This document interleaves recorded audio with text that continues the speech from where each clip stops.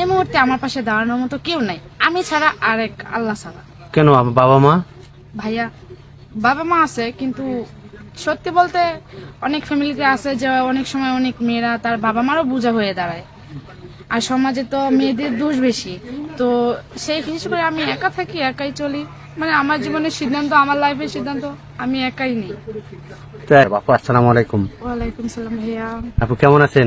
জি আলহামদুলিল্লাহ ভালো আছি। ভালো আছেন না আপু? আজকে অনেক আরো সুন্দর লাগতেছে, কারণ শাড়িতে নারী গোলাপি কালার শাড়ি, গোলাপি কালার ব্লাউজ, অনেক সুন্দর লাগতেছে। আবার টিপ পরছেন গোলাপি কালার, সব মিলে ভাইয়া অনেক সুন্দর লাগতেছে। তো আপু, অনেকেই তো আপনার ভিডিও দেখেছে, আবার অনেকেই দেখে নাই, সেই উদ্দেশ্যে আপনার পরিচয়টা দিবেন। আপনার নাম কি? আমার নাম রূপা, দেশের বাড়ি? ময়মনসিংহ। বাসায় বাড়িতে কে কে থাকে? বাবা মা? বাড়িতে বাবা মা আছে, আর বোন আছে আমার ছোট তিনটা। তিনটা? জি। সবার বড় আপনি? জি। আচ্ছা, আপনার বাবা কৃষি কাজ করে? জি ভাইয়া। টুকটাক যা আসে তাই কাজ করে, তাই না?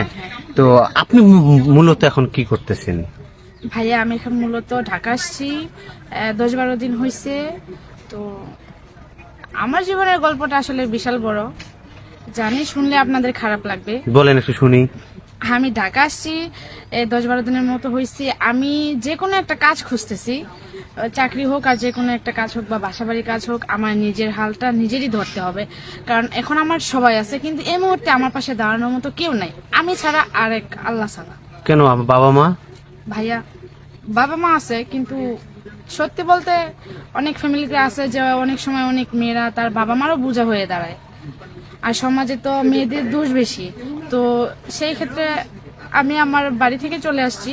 তো আব্বার সাথে রাগারাগি হয়েছে, বিশেষ করে আমার আব্বু আমাকে সেরকম পছন্দ করে না, আর আমার ফ্যামিলি থেকে সেরকম আমার খোঁজ খবর নেয় না। বিশেষ করে আমি একা থাকি, একাই চলি, মানে আমার জীবনের সিদ্ধান্ত, আমার লাইফের সিদ্ধান্ত আমি একাই নিই।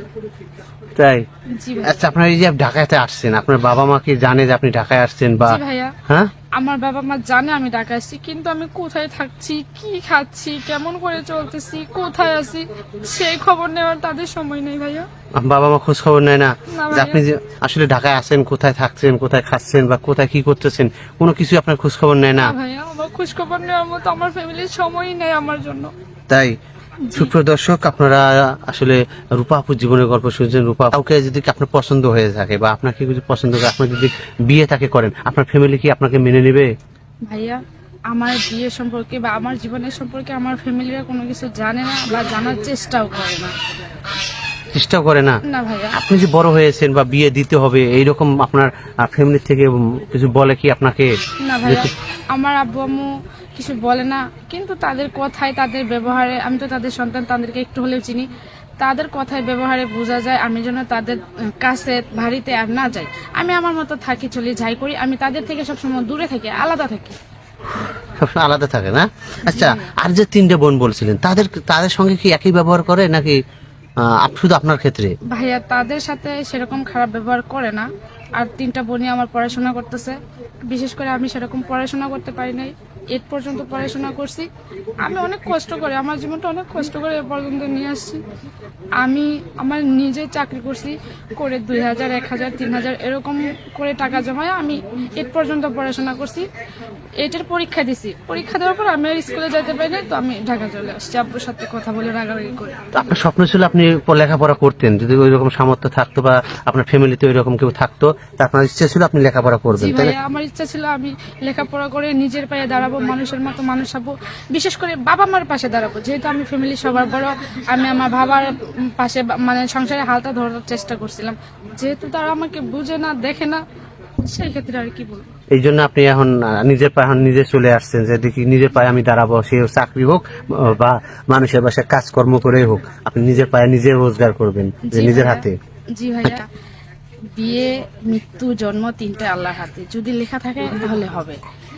হবে। আর জি ভাইয়া, এই বিষয়ে কিছু না। বিশেষ করে আমি শুনছি যে আপনাদের এখানে আসার এক আপুর কাছ থেকে আমি সাহায্য নিয়ে এখানে আসছি। তো আপনাদের এখানে যে নাম্বারটা দেওয়া আছে, উনি আবার আমার এই নাম্বারটা দেখাইছে, উনি আপনাদের ঠিকানা বলছে আর কি, কথা বলছে আপনাদের সাথে দেখা করার জন্য।